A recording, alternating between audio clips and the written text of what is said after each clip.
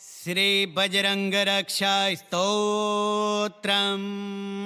प्रणम्य श्रीरामदूतं वज्रदेहं महाबलं सर्वरक्षाकरं वीरं वन्देऽहं मारुतात्मजं। बजरंगो मे शिरः पातु ललाटं पवनात्मजः।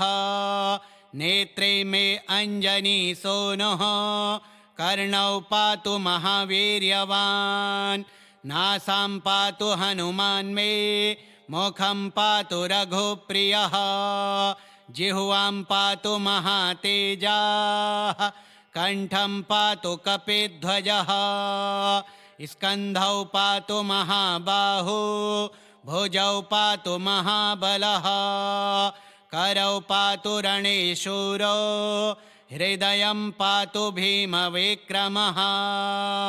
उदरं पातु वीरात्मा नाभिं पातु महाकपिः। कटिं पातु महावीरः शक्तिनी पातु पावनः।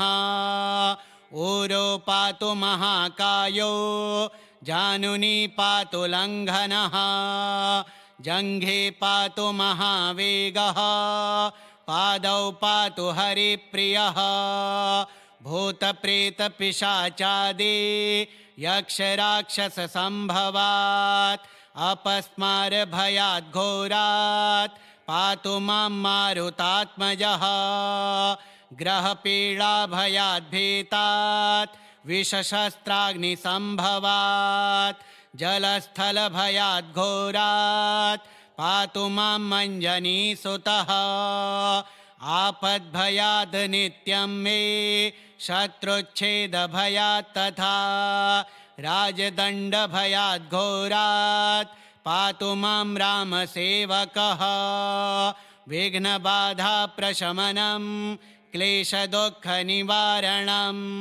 हनुमन्तं स्मरेन्नित्यं रक्षार्थं सर्वकर्मसु। रामनामसमायुक्तं ध्यानयुक्तं दृढव्रतं यं स्मरेत् बजरंगाख्यं तं बाधा नाभिभावयेत्। एवं स्तोत्रं सदा पठ्यं हनुमद्भक्तिवर्धनं रक्षार्थं सर्वदा नित्यं बजरंगबलप्रदं। प्रणम्य श्रीरामदूतं वज्रदेहं महाबलं सर्वरक्षाकरं वीरं वन्देऽहं मारुतात्मजं। बजरंगो मे शिरः पातु ललाटं पवनात्मजः। नेत्रे मे अञ्जनीसूनुः कर्णौ पातु महावीर्यवान्। नासां पातु हनुमान् मे मुखं पातु रघुप्रियः। जिह्वां पातु महातेजाः कण्ठं पातु कपिध्वजः। स्कन्धौ पातु महाबाहु भुजौ पातु महाबलः। करौ पातु रणेशूरो हृदयं पातु भीमविक्रमः। उदरं पातु वीरात्मा नाभिं पातु महाकपिः। कटिं पातु महावीरः शक्तिनी पातु पावनः। ऊरो पातु महाकायो जानुनी पातु लङ्घनः। जङ्घे पातु महावेगः पादौ पातु हरिप्रियः। भूतप्रेतपिशाचादि यक्षराक्षससम्भवात् अपस्मारभयाद्घोरात् पातु मां मारुतात्मजः। ग्रहपीडाभयाद्भीतात् विषशस्त्राग्निसम्भवात् जलस्थलभयाद्घोरात् पातु मां मञ्जनीसुतः। आपद्भयाद् नित्यं मे शत्रुच्छेदभयात् तथा राजदण्डभयाद्घोरात् पातु मां रामसेवकः। विघ्नबाधाप्रशमनं क्लेशदुःखनिवारणं हनुमन्तं स्मरेन्नित्यं रक्षार्थं सर्वकर्मसु रामनाम समायुक्तं ध्यानयुक्तं दृढव्रतं यं स्मरेत् बजरंगाख्यं तं बाधा नाभिभावयेत्। एवं स्तोत्रं सदा पठ्यं हनुमद्भक्तिवर्धनं रक्षार्थं सर्वदा नित्यं बजरंगबलप्रदं। प्रणम्य श्रीरामदूतं वज्रदेहं महाबलं सर्वरक्षाकरं वीरं वन्देऽहं मारुतात्मजं। बजरंगो मे शिरः पातु ललाटं पवनात्मजः नेत्रे मे अञ्जनीसूनुः कर्णौ पातु महावीर्यवान्। नासां पातु हनुमान् मे मुखं पातु रघुप्रियः जिह्वां पातु महातेजाः कण्ठं पातु कपिध्वजः।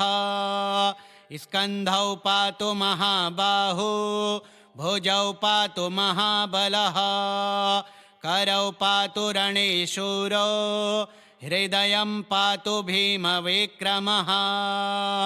उदरं पातु वीरात्मा नाभिं पातु महाकपिः कटिं पातु महावीरः शक्तिनी पातु पावनः। ऊरो पातु महाकायो जानुनी पातु लङ्घनः जङ्घे पातु महावेगः पादौ पातु हरिप्रियः।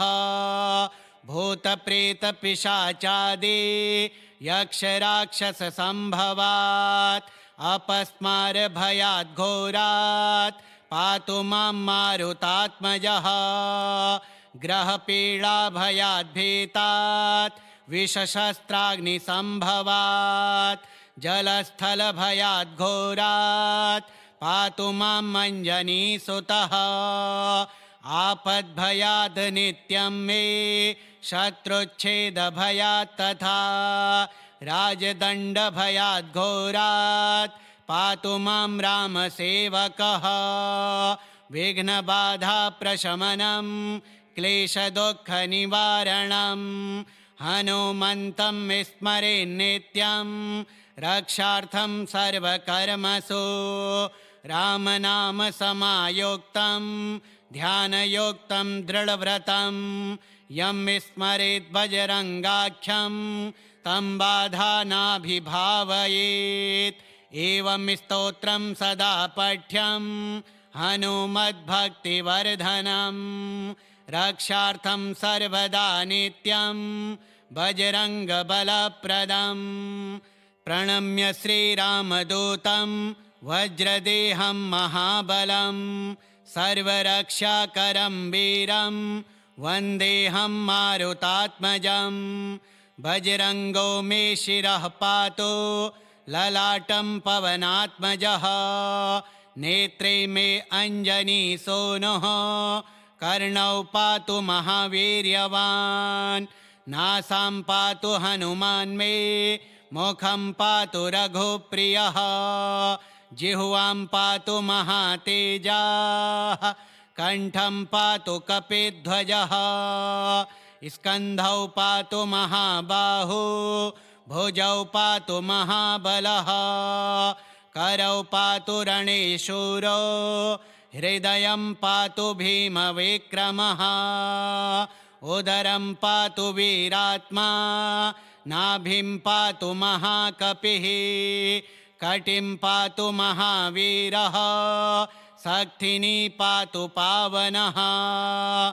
ऊरो पातु महाकायो जानुनी पातु लङ्घनः जङ्घे पातु महावेगः पादौ पातु हरिप्रियः। भूतप्रेतपिशाचादि यक्षराक्षससम्भवात् अपस्मारभयात् घोरात् पातु मां मारुतात्मजः।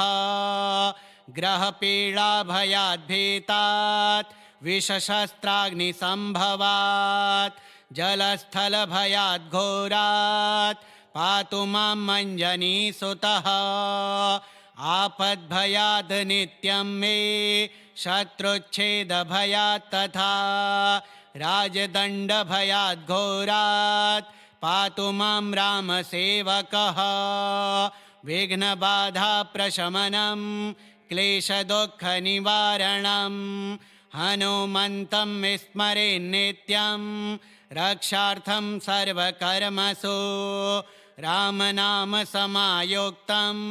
ध्यानयुक्तं दृढव्रतं यं स्मरेत् बजरङ्गाख्यं तं बाधा नाभिभावयेत् एवं स्तोत्रं सदा पठ्यं हनुमद्भक्तिवर्धनं रक्षार्थं सर्वदा नित्यं बजरङ्गबलप्रदं प्रणम्य श्रीरामदूतं वज्रदेहं महाबलं सर्वरक्षाकरं वीरं वन्देऽहं मारुतात्मजं बजरङ्गो मे शिरः पातु ललाटं पवनात्मजः नेत्रे मे अञ्जनीसूनुः कर्णौ पातु महावीर्यवान् नासां पातु हनुमान् मे मुखं पातु रघुप्रियः जिह्वां पातु महातेजाः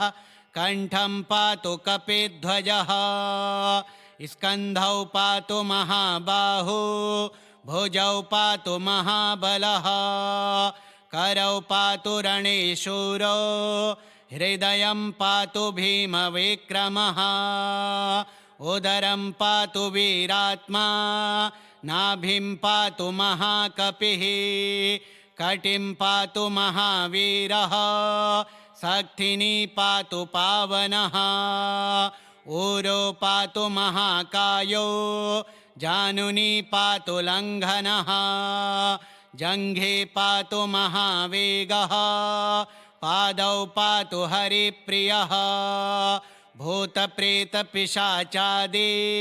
यक्षराक्षससम्भवात् अपस्मारभयाद् घोरात् पातु मां मारुतात्मजः ग्रहपीडाभयाद् भीतात् विषशस्त्राग्निसम्भवात् जलस्थलभयाद् घोरात् पातु मां मञ्जनीसुतः आपद्भयाद् नित्यं मे शत्रुच्छेदभयात् तथा राजदण्डभयाद् घोरात् पातु मां रामसेवकः विघ्नबाधाप्रशमनं क्लेशदुःखनिवारणं हनुमन्तं स्मरेन्नित्यं रक्षार्थं सर्वकर्मसु रामनामसमायुक्तं ध्यानयुक्तं दृढव्रतं यं स्मरेत् बजरङ्गाख्यं तं बाधा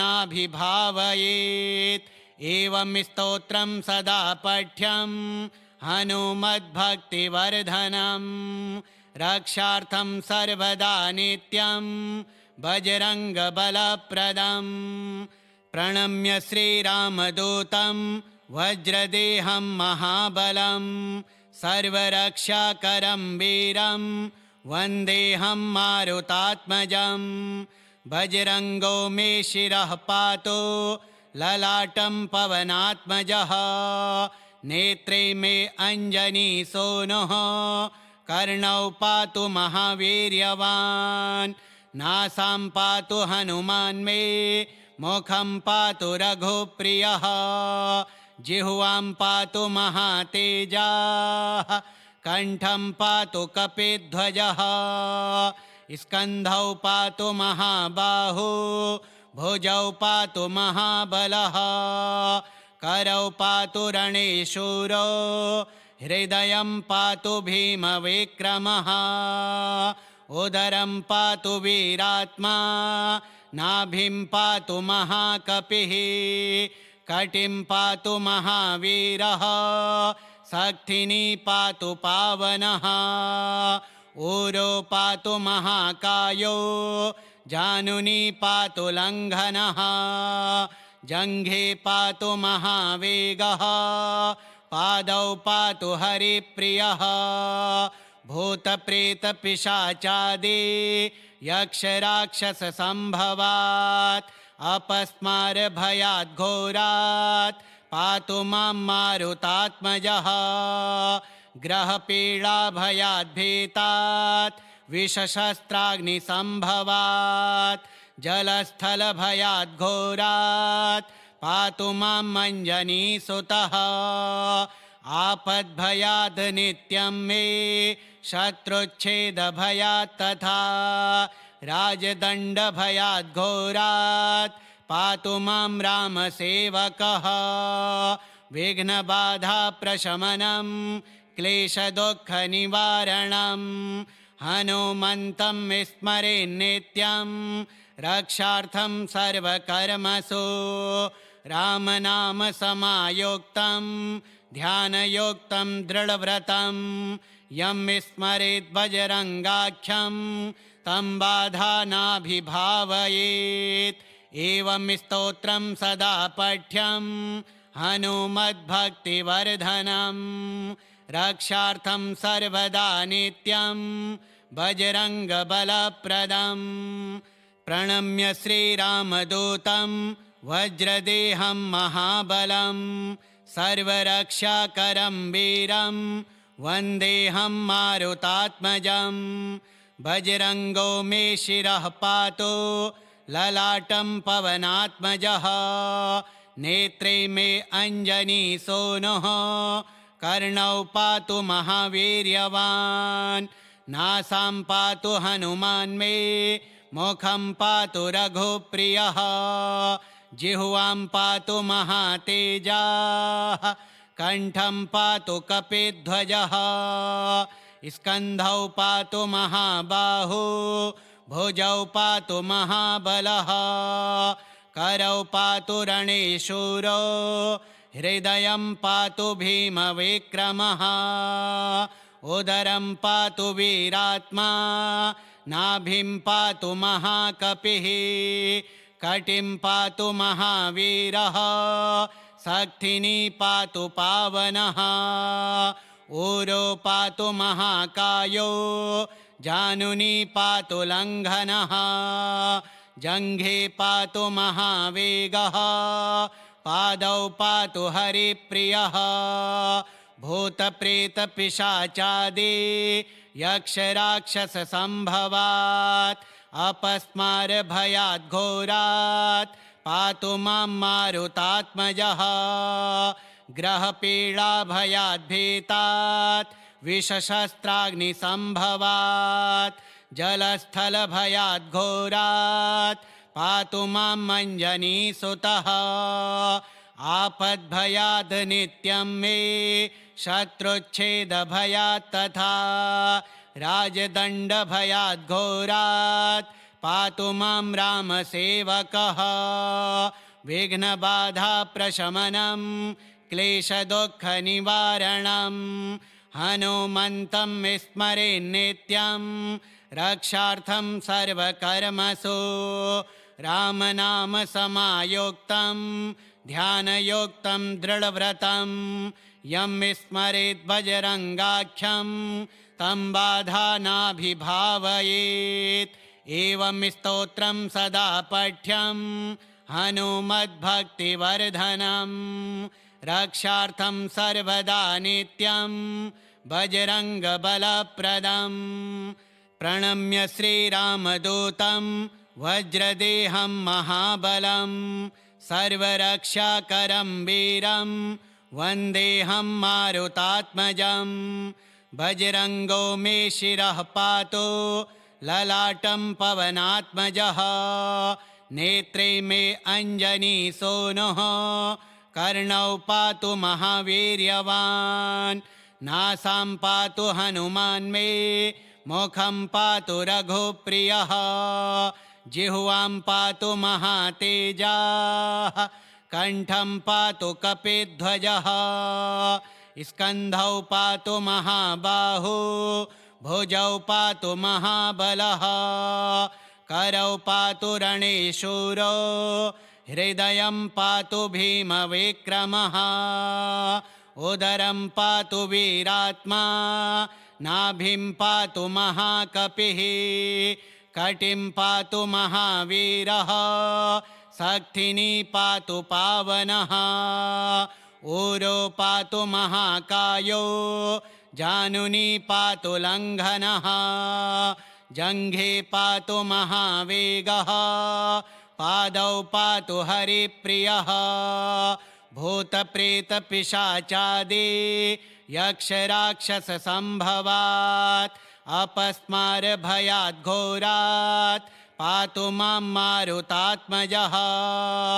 ग्रहपीडाभयात् भीतात् विषशस्त्राग्निसम्भवात् जलस्थलभयात् घोरात् पातु मां मञ्जनीसुतः आपद्भयात् नित्यं मे शत्रुच्छेदभयात् तथा राजदण्डभयात् घोरात् पातु मां रामसेवकः विघ्नबाधाप्रशमनं क्लेशदुःखनिवारणं हनुमन्तं स्मरेन्नित्यं रक्षार्थं सर्वकर्मसु रामनामसमायुक्तं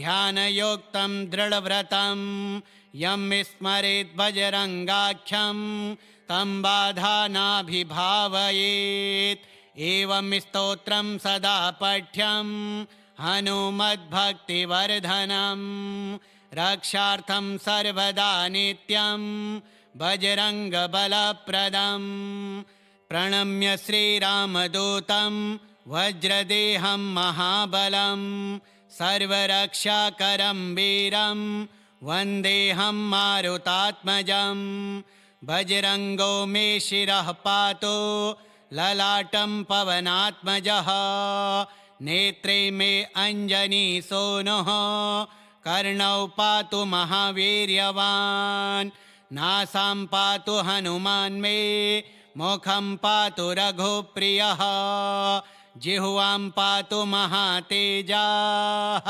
कण्ठं पातु कपिध्वजः स्कन्धौ पातु महाबाहु भुजौ पातु महाबलः करौ पातु रणेशूरो हृदयं पातु भीमविक्रमः उदरं पातु वीरात्मा नाभिं पातु महाकपिः कटिं पातु महावीरः सक्थिनी पातु पावनः ऊरो पातु महाकायो जानुनी पातु लङ्घनः जङ्घे पातु महावेगः पादौ पातु हरिप्रियः भूतप्रेतपिशाचादि यक्षराक्षससम्भवात् अपस्मारभयात् घोरात् पातु मां मारुतात्मजः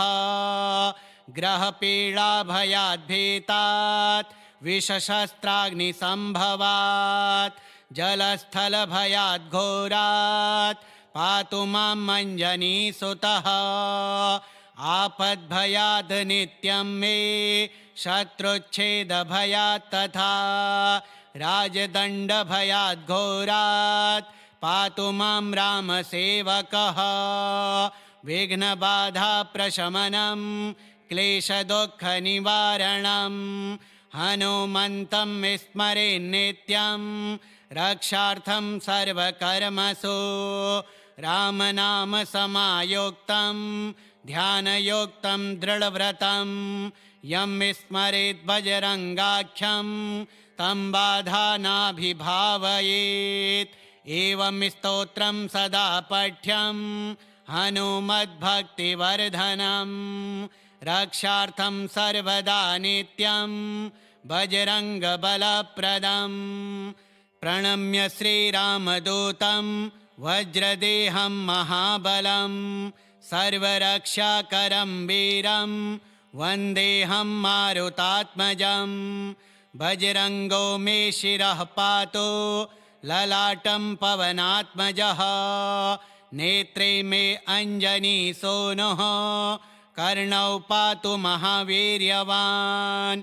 नासां पातु हनुमान् मे मुखं पातु रघुप्रियः जिह्वां पातु महातेजाः कण्ठं पातु कपिध्वजः स्कन्धौ पातु महाबाहु भुजौ पातु महाबलः करौ पातु रणेशूरो हृदयं पातु भीमविक्रमः उदरं पातु वीरात्मा नाभिं पातु महाकपिः कटिं पातु महावीरः सक्थिनी पातु पावनः ऊरो पातु महाकायो जानुनी पातु लङ्घनः जङ्घे पातु महावेगः पादौ पातु हरिप्रियः भूतप्रेतपिशाचादि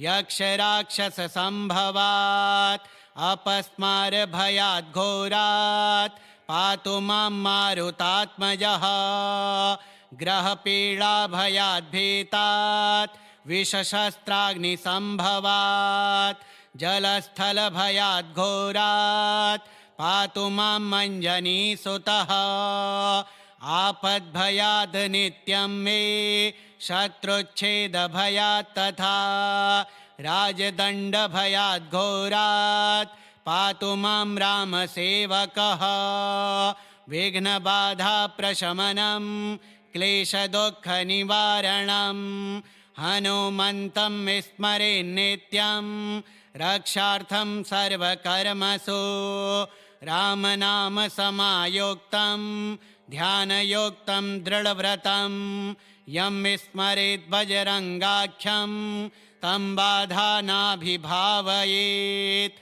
एवं स्तोत्रं सदा पठ्यं हनुमद्भक्तिवर्धनं रक्षार्थं सर्वदा नित्यं बजरङ्गबलप्रदं प्रणम्य श्रीरामदूतं वज्रदेहं महाबलं सर्वरक्षाकरं वीरं वन्देऽहं मारुतात्मजं बजरङ्गो मे शिरः पातु ललाटं पवनात्मजः नेत्रे मे अञ्जनीसूनुः कर्णौ पातु महावीर्यवान् नासां पातु हनुमान् मे मुखं पातु रघुप्रियः जिह्वां पातु महातेजाः कण्ठं पातु कपिध्वजः स्कन्धौ पातु महाबाहु भुजौ पातु महाबलः करौ पातु रणेशूरो हृदयं पातु भीमविक्रमः उदरं पातु वीरात्मा नाभिं पातु महाकपिः कटिं पातु महावीरः सक्थिनी पातु पावनः ऊरो पातु महाकायो जानुनी पातु लङ्घनः जङ्घे पातु महावेगः पादौ पातु हरिप्रियः भूतप्रेतपिशाचादि यक्षराक्षससम्भवात् अपस्मारभयात् घोरात् पातु मां मारुतात्मजः ग्रहपीडाभयात् भीतात् विषशस्त्राग्निसम्भवात् जलस्थलभयात् घोरात् पातु मां मञ्जनीसुतः आपद्भयात् नित्यं मे शत्रुच्छेदभयात् तथा राजदण्डभयात् घोरात् पातु मां रामसेवकः विघ्नबाधाप्रशमनं क्लेशदुःखनिवारणं हनुमन्तं स्मरेन्नित्यं रक्षार्थं सर्वकर्मसु रामनामसमायुक्तं ध्यानयुक्तं दृढव्रतं यं स्मरेत् बजरङ्गाख्यं तं बाधा नाभिभावयेत् एवं स्तोत्रं सदा पठ्यं हनुमद्भक्तिवर्धनं रक्षार्थं सर्वदा नित्यं बजरङ्गबलप्रदं श्रीबजरङ्गरक्षा स्तोत्रम्।